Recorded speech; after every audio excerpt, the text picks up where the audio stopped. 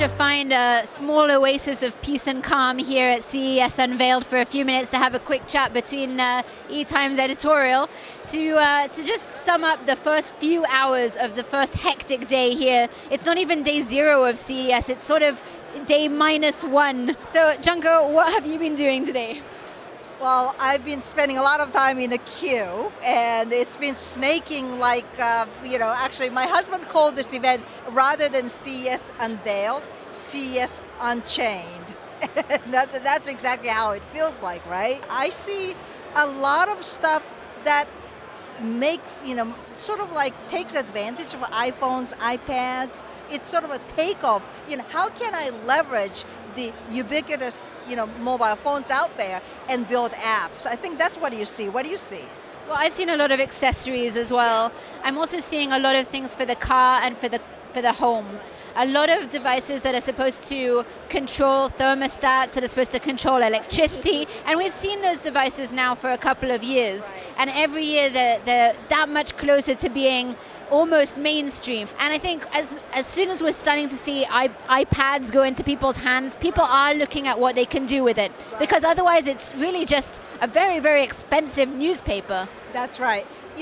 What I liked was, one of which is I learned my guitar, I learned my piano. Did you see this? No. They have the piece of hardware which looks like guitar and put the iPad right inside. And you can actually pick your guitar on your iPad and strum it. And then it actually, the same thing for the piano. And as you play, your keyboard, lights up.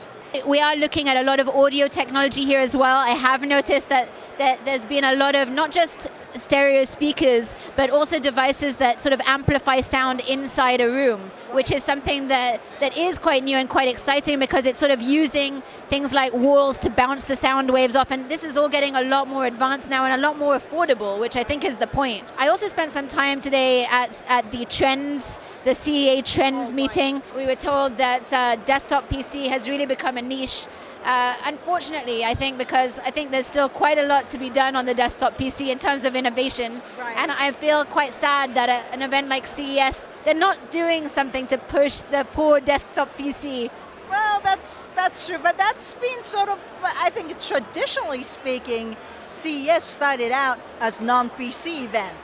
And, they're trying to hold the ground to some extent, but I think writing is on the wall.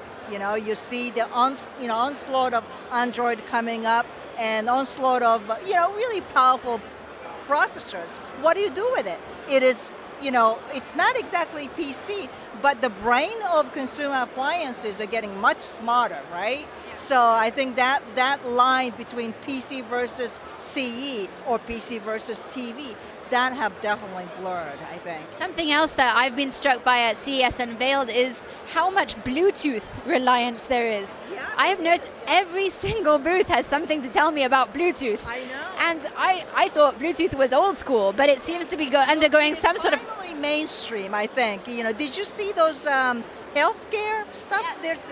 That was interesting, because they're talking about chest band in case when somebody has a heart attack. But chest band sort of thing is, they're using Bluetooth low power, low energy.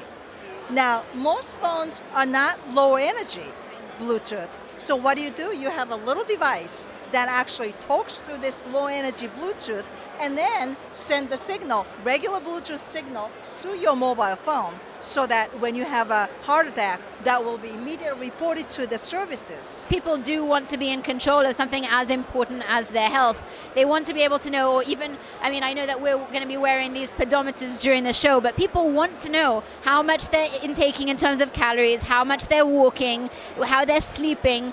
People want to be in control so that when they go to their doctor, they can say, look, doctor, I haven't been sleeping very well. My device on my arm says I'm only getting 3 hours a night. And I think that's quite a cool development in the world of CE, that people aren't just looking for things that are cool, they're looking for things that they can actually take control of their lives a little bit. From that point of view, I think it's going to be a very interesting show, just in terms of those little accessories. We're not talking about leaps and bounds forwards. No. But something useful.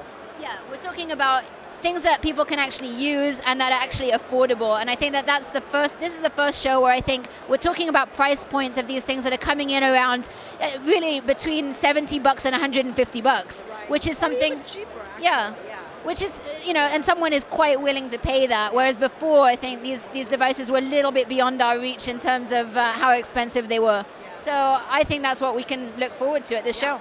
I agree. We're looking forward to showing you some more from the show floor and obviously from tomorrow's digital experience. So stay tuned.